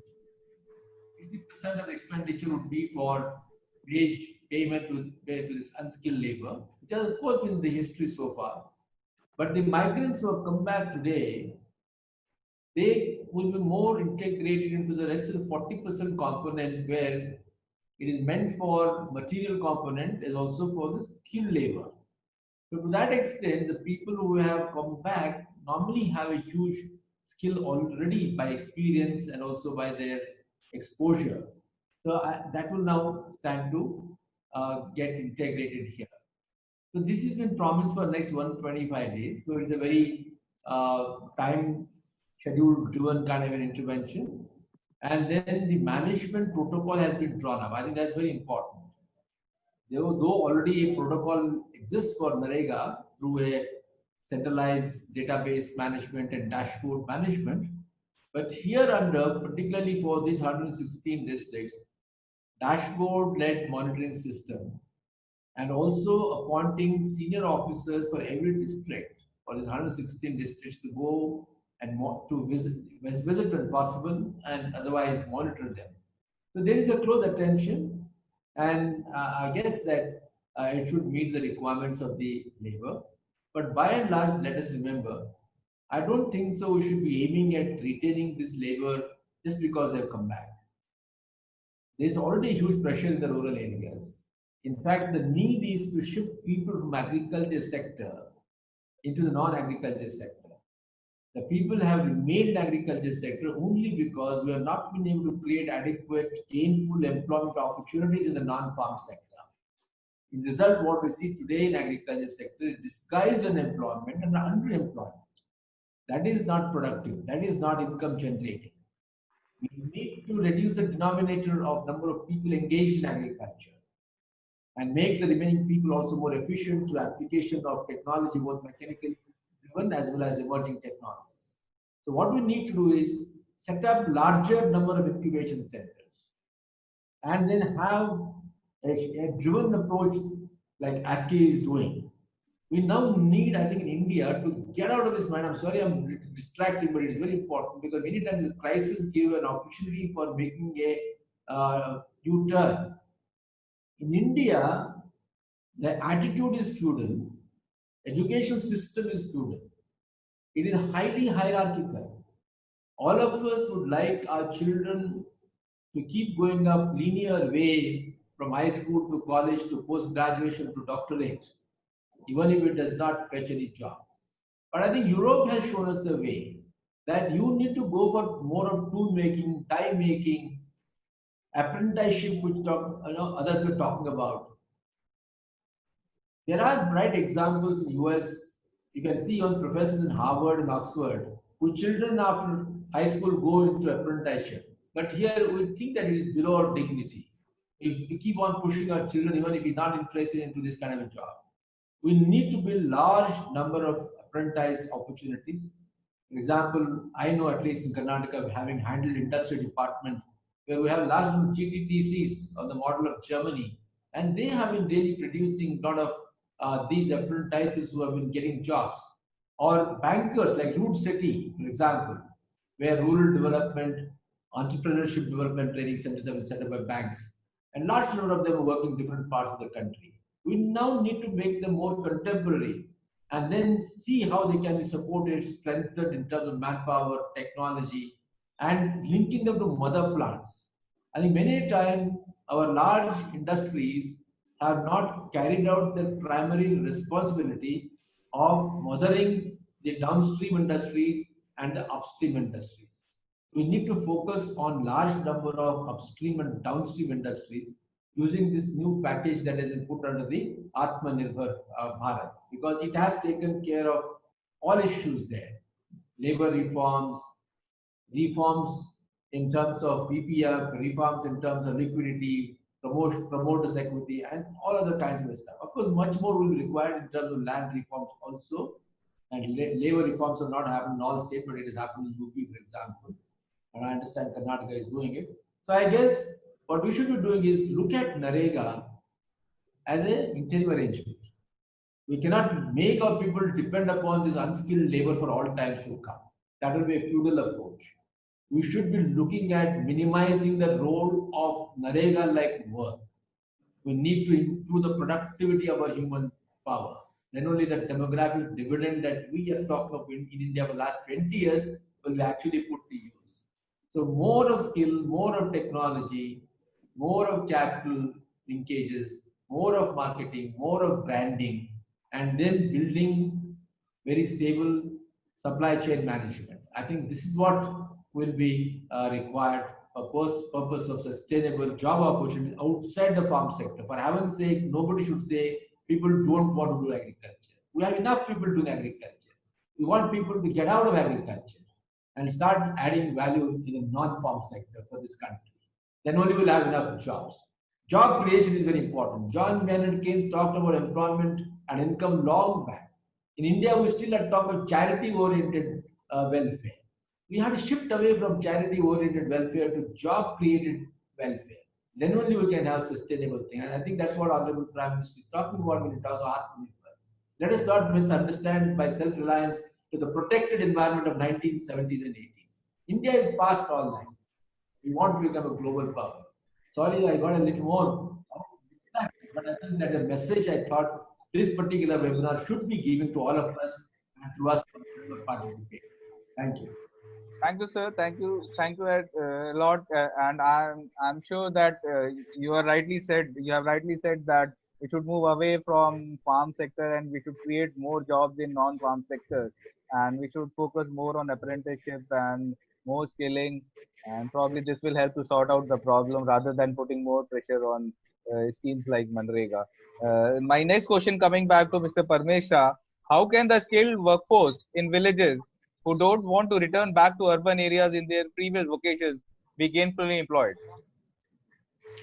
So, Dinesh, clearly, I think the architecture is that you have one option, which is like a safety net option in Rega, and then you don't have anything else actually available. So, I think if you create that opportunity for counseling, mentoring, incubation, you will have not all the people. Clearly, if you see the demographics of the people, you know, that there is a younger crowd out of that, and then there is, which is more mobile, and there is this 35 plus kind of crowd in this migrant population who I think could stay back because they are struggling in the city as well. So I think I would like sort of us to really do it. We are doing an inventory of migrants. We need an inventory of enterprises also, and do some matchmaking between enterprises. I include SMEs in that. I think this is an untold story that more employment in India is created out of micro enterprises and enterprises than the large companies. So because we don't have that kind of an architecture whereby, but they are very unproductive or at a very suboptimal level. So I think productivity of micro enterprises and SMEs is very, very important, and we need to then matchmake a lot of these people. Now, not everyone will become an entrepreneur. I don't think that can happen. And every migrant can become an entrepreneur. It's like a utopia, a pipe dream or something like that. I think we need to do good aptitude testing. I think there are psychosomatic instruments. I think World Bank does this in many projects all over the world. Very systematically, you can know who has a potential to become an entrepreneur, and you can take those people out, provide them incubation opportunities, Other people, I think, have to be provided skilling kind of opportunities, apprenticeship, internship, and skilling part, whereas digital could be a very important part where you could upskill things. I think I am very impressed with what I have seen, even the women who have become bank Sakhi and banking correspondents and taken the digital tools. On an average, every month they do almost $45 million of transactions. Even during COVID, the DVD payments and all were done by these women. And I think last week, the chief minister announced that they are going to have 56,000 new bank Sakhis now in UP. It's like a big, bold kind of step that they just want to take the service delivery architecture. To me, the rural service delivery is a $25 billion opportunity right now. And I think we need to really look at the service delivery, waste management, banking services, and lots of other things, and provide a very systematic matchmaking at some kind of an Uber kind of platform available to people to look at jobs, compare them, look at the wages, all that stuff there. And we could keep on, rating and ranking employers and employees. And this is what I was talking about. We are now working on a large-scale pilot with Intellicap, where we would try to see if we can create an Uber platform for all the migrants. Part of it will go towards back to this industry in the urban areas, as Ashok talked about, but come back with more negotiating power to be able to have a better kind of package, basically, and not get left out. The second thing, the financial services also, which I think need to be provided in terms of savings and other kinds of things to them back again. So I think part of it is what do you do in the urban areas? And we talked about expanding these migration resource centers as an institutional platform, which are digital and available to all the people who get registered as migrants, and then they're available. But the other people who are left behind, I think, should get an opportunity to work with an SME, start a micro enterprise, or work for tier 2, 3, 4 enterprises. Because we have not invested in the entrepreneurship ecosystem in tier 2, 3, and 4 systematically. So I think rural areas, rather than going all the way to Gurgaon and Hyderabad and all, which is like straight away the route goes there. And we have these intermediary towns which have not. Now look at China and you look at other countries. Intermediary towns are equal employers there because they have created more opportunities in the intermediary areas. So I think the solution will come from building these intermediate towns, infrastructure, services there, so that people get to work there and create more opportunities there. The second one will come from expanding the agriculture part to include processing, storage, warehouses, and all those things, post-harvest and other kinds of ancillary things which Ashok was talking about. And I think if we can create that pathway for people, and I think our estimates show that 70% people will go back and only 30% might look at opportunities. So basically you are looking at those 30% who will try to create something in rural areas there. And can we give them an exciting options other than just INREGA or some kind of a program? I think the second program we have is also very exciting because it has got more opportunities under telecom and railways and all. So I like that program because it's not rural development, just a limited kind of thing. So I would say incubation, apprenticeship, and really developing some kind of a digital platform to link people with opportunities. I think that will be something we should invest in. I think it's with the digitally advanced country, if we can't create a dedicated digital enterprise out of what we do with migrants, this is an opportunity I think which a lot of innovators should take. And I think I already started getting 5 or 6 ideas from people who have sent me their initial concept notes on what they want to do there. So this could be something very interesting. Thank you. Thank you, sir. And I'm sure that by this deliberation and today's discussion, we have got a lot of new ideas and a lot of path-breaking steps which we can take. This is going very interesting, this discussion, but time is limited. So I will quickly run through another question which is coming to Mr. Sanjeev Asthana ji. Sir, is there a possibility to use digital platform post-COVID-19 to undertake skilling programs?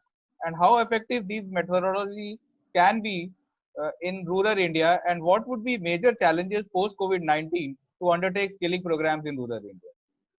Thanks, Dinesh, and I think it's an important question, but I'm not going to take too much time because it's already past our scheduled time. So to answer your question, whether the digital skilling is possible. So as you know, post-COVID-19, the world has moved on to online education, online classes, including the finest of universities in the US, and we're seeing that in India as well. And even the schools as well. I mean, the basic primary schools are now getting taught online. We're seing that a whole lot of programs, both the entrepreneurs and otherwise have gone on to the digital platform, whether it's yoga, singing, painting, dancing, lessons, etc. Everything is getting online. So to that extent, prima facie, can the skilling move to the online platform? Absolutely, yes, it can. The problem what we have in India, despite the the deep penetration of technology, but still very large part of India, all the statistics still show that nearly some 220 million people, or little over 20% of rural India, does not have any internet connection. So we have got mobile database, mobility if on internet on mobile, which is available. But yet the fact is that you need reliable internet connectivity, access to that, and the ability to learn well and start driving that well. That part is something which is still missing. So it's some way to go. We are already starting to work on providing not just to because the Agriculture Skill Council of India is looking at 4 sets of the ultimately as a target group. One is the producers, second is the extension workers, third is the farm labor, and fourth is a very large ecosystem of people who work in areas adjacent to agriculture, like not necessarily in the growing part of it, but in supply chains, in basic processing, primary processing, etc., and a whole lot of supply chains and handling, etc. So yes, we are working on it, but it is not that straightforward immediately. I think we need reliable connectivity. We need people to access the internet better for this to penetrate better into the rural areas. I just had one quick comment on what Mr. Dalwai was talking about, moving people out of agriculture. That is well said. The growing part of agriculture, that ability of agriculture to absorb more manpower, I think is just simply suboptimal and below par solution. But agriculture is 3 times more larger when we look at post-harvest. And there are a massive number of possibilities of both the a sensible job creation in the existing enterprises, but also there's a very large opportunity of creating new enterprises. These micro, small, medium enterprise, what I was alluding to earlier, I think there's a tremendous opportunity, and that is much, much larger than the ag GDP as a core, and which is not even calculated in the agriculture GDP. So I would just like to distinguish between the agriculture as what we produce as crops, and agriculture post-harvest, what is available in terms of the value addition and how it reaches the consumers finally, or it goes toward the processors. That's almost nearly 2.5, 3 times larger the size of agriculture GDP. So clearly, that is where the most of the discussion and our focus ought to be, and to develop our orientation in terms of really building that up. And that might be in some small way, but a huge solution for the returning migrants who are, that is where you have a lot of labor intensity and a lot of requirement of job. And I think that's where the skills we are really focused a lot towards now. Thanks a lot, sir. Thanks a lot, sir.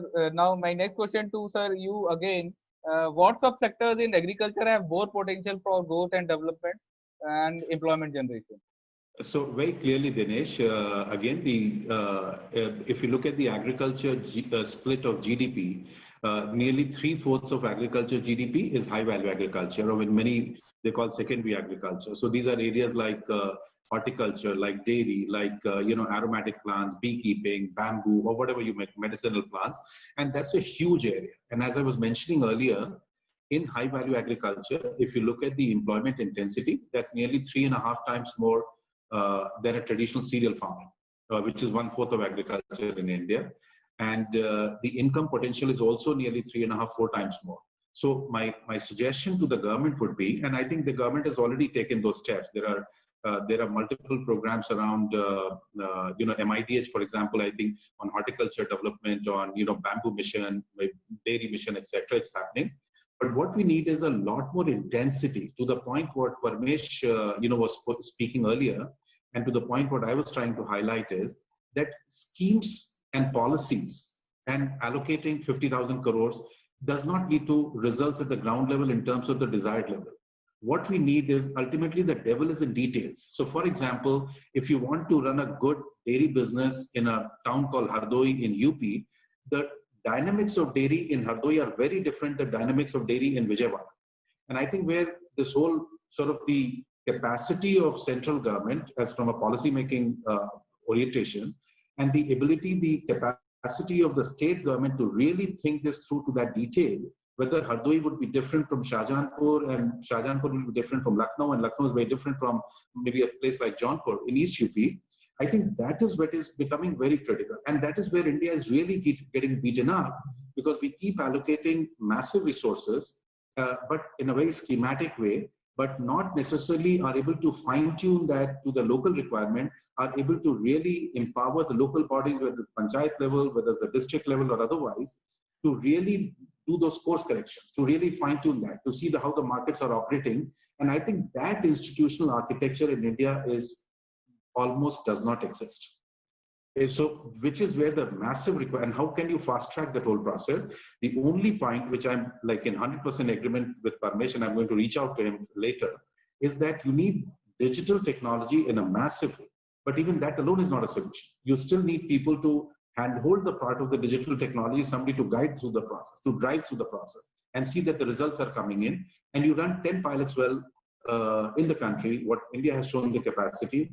We can really catch up very fast at the other places. You demonstrate success in 10 districts, 10 areas, 20 different pilots are working well, then it can start building upon other states, other regions, and other areas. And I think really we need to build up that whole institutional capacity. So at ASCII, in a very little way, sort of the team works and starts to build that up in certain ways it's doing it. But I think the recognition has to really come from the highest level to really percolate this down when the decisions are made, resources are getting allocated, implementation plans are getting scheduled, are planned out, and what kind of implementing agencies are doing it. How are your sort of, these interaction between these various agencies and policy making and otherwise. I think that has to be practical, localized, and contextualized. Only then you will find the real impact of all the resources which are being deployed, giving you the good results, what ought to be happening at this point of time. Thank you, Asthana Saab. And my next question goes to Madam Meera Mishra quickly for you. How important has been the role of technology during the lockdown period? And how useful can it be in the post-COVID-19 situation, particularly in relation to migrants? Okay, so as Mr. Asthana has already spoken about it, I would say that there was almost a new term that came up in the COVID situation, which was COVID digital in the new as the new normal. The term technology is very broad, Dinesh, and it varies all the way from fintech, agtech to Internet of Things to AI, blockchain for traceability, etc. And all of this have become very relevant in the context of the new normal. For example, there is a much greater emphasis on sanitation and hygienic practices, and therefore traceability has become much more important, and therefore blockchain technology, etc. However, I would say that what we found to be very effective and very commonly used during the time of COVID were technologies that were uncomplicated and that were affordable, largely a technology that was already available. So I would like to actually add on to something that Dr. Asthana said, was with regards to use of technology for imparting training. We found this extremely useful, particularly with regards to floriculture farmers in Uttarakhand who had lost, who were losing their crops very fast. There was just zero market for their crop, and something had to be done very immediately. So the project in Uttarakhand quickly engaged a training institute party, which was based out of Bangalore, US, and Kanpur. But they were able to provide the training. Now, as he rightly says, that internet doesn't work everywhere well. So what is required is sometimes to bring the farmers in a room, but to beam the training through a television or some other portal. So to find a hybrid kind of model where this can work. Another hybrid model we found was in the context of using technology for connecting farmers to markets. So when you don't have traceability, we found in another context from our project elsewhere in East Asia, was that they were doing live streaming from the fields as an alternative to, let's say, traceability. The use of technology for imparting training is a very critical one, and this can be done by developing online modules which become accessible even in a non-internet scenario. I would like to emphasize that this not only saves costs, but it is also very important as it enables women and people in remote areas to participate in trainings which they were not able to do otherwise. The other two areas are more common. Use of technology for connecting farmers to markets we found very popular, and then use of technology for information dissemination. You know, just simple WhatsApp messaging, forming groups of farmers was very, very popular. Now, in the new age, in the new times post-COVID, we are now looking at much more transformational use of technology, such as One Nation, One Ration Card, which will be particularly useful for migrants, or a platform like Rural Clap that creates a database of skilled, semi-skilled workforce in rural areas. Thank you. Thank you, ma'am. And now, as we are nearing to the conclusion of this session, probably I would like to quickly ask one question for all of you, and all of you can answer that very quickly in 30 seconds or 1 minute maximum. My request to all of you. The question goes is like, what is the pathway for recovery of rural economy in the context of migrants? So I would ask Dr. Dalwai to please throw some light on this first. Yeah, I think everybody has been talking about the demand side of the economy. So the demand side of the economy would come in from large number of rural wage employment-based activities to begin with. And second one would be to restart the supply chains, because a lot of disruption has happened. And on account of continuing COVID fear, we are not very sure that the supply chains would get as healthy as they were. The third, of course, come COVID or no COVID, there will be focus on agriculture. And agriculture has to pump prime the economy in the rural sector. Hence, we must all focus on a new generation agriculture, which means that we convert agriculture to agribusiness. Agribusiness entails building up agriculture value systems. Agriculture value systems entails building up very robust supply chains. And supply chains would depend upon large number of value chains. So we now need to look at linking the agriculture production system with the demand zones spread across the country and outside the country. And for that, we need to make use of what is called this 1.65 lakh crore of agri-logistics promised under the Atmanirbhar Bharat. So how do we build storage systems? How do we build transportation systems? How do we bring in private sector to establish the agriculture value systems? And more importantly, go beyond field crops and start looking at horticulture, including, of course, all the 6 sectors in horticulture, and then livestock, fishing, and agriculture.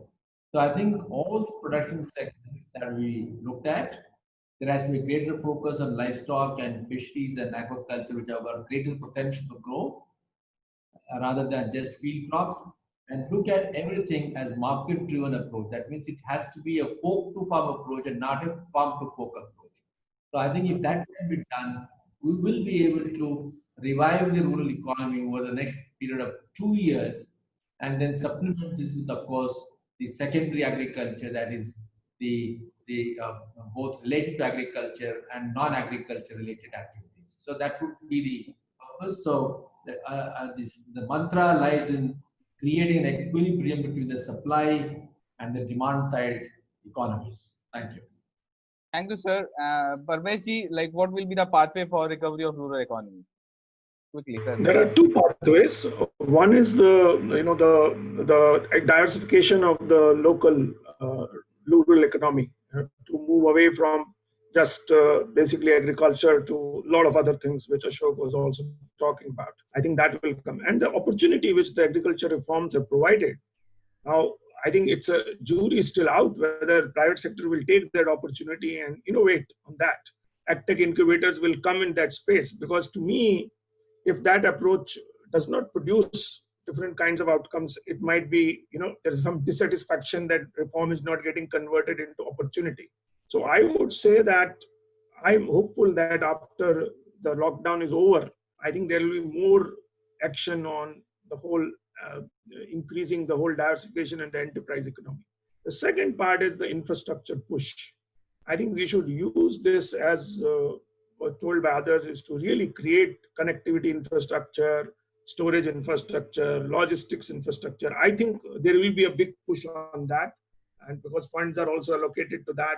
But I think the question is that whether we have the institutional mechanisms, to make it happen. How can more private sector come in? How can SMEs come into that? So one side I will see infrastructure-led recovery. On the other side, I will see diversification and entrepreneurship-led recovery. The diversification and entrepreneurship one will not happen in short term. It will need institutions and structures of different kind. It's not automatic that just you announce a scheme tomorrow and it gets converted into outcome. So I think my hope is that we have new platforms which will emerge, basically, which will be spurred by these reforms and investments. And I think the more people take this opportunity, I think it will be there. I think we will see a recovery period, which will still recovery will happen through infrastructure in short term. In long run, it will happen through more entrepreneurship and diversification. Thank you, sir. Sanjeev ji, quickly, can I have your views on this? Yeah, very quick. Basically, two sets of things. One is an immediate priority because the stress is way too much. That requires the support which the government has given. But I think more important, the short run, which I calculate as maybe 1 or 2 years, is that spur the economic activities in the near farm sector, not necessarily in the village, in the areas adjacent to the villages, and see how the economic activity can get spurred. Number one. Number two is that infrastructure, that alone will not solve any of the things. Whether you build up roads and warehouses, that will not solve. What we need is simultaneously start getting institutions who have the capacity and who have the understanding to really support this infrastructure build-up, entrepreneurship, job creation, economic activity, to do the handholding and make sure that it is reaching its longer-term objective of working through. But I think the most important part is how do we convert the various policies and programs and schemes of the government, because government is the largest player by far and they have the max impact. How do we convert them or provide a provision that they can be contextualized to the district level plan and maybe further subdivided into specific areas where the flexibility is provided to find market-based solutions which can make this growth sustainable. I think it's a great opportunity this crisis is creating, and I think this is the moment to seize it. And I hope the policymakers, the private sector, development institutions, and other institutions would really come together to drive this whole process forward. I think we had a wonderful discussion, and probably we have already overshooted the budgeted time for more than half an hour or so.